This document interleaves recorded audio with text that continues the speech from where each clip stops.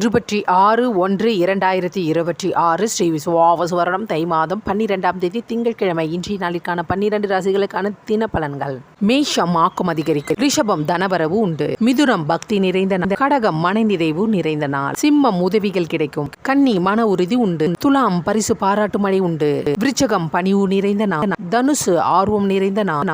மகரம் தெளிவு உண்டாகும். கும்பம் போட்டி உண்டாகும். மீனம் பணவரவு உண்டு. கன்னிராசிக்கு சந்திராஷ்டமம். கன்னிராசி அன்பர்களே, இன்றைய நாள் முழுவதும் உங்களுக்கு சந்திராஷ்டமம் உள்ளது. அதனால் எந்த விதமான புது முயற்சிகள் இந்நாளில் மேற்கொள்ளாதீர்கள். புதிய ஒப்பந்தங்களில் கையெழுத்திடாதீர்கள். பணம் கொடுக்கல் வாங்கல் போன்ற எந்த காரியமும் சந்திராஷ்டமம் வேளையில் செய்யக்கூடாது.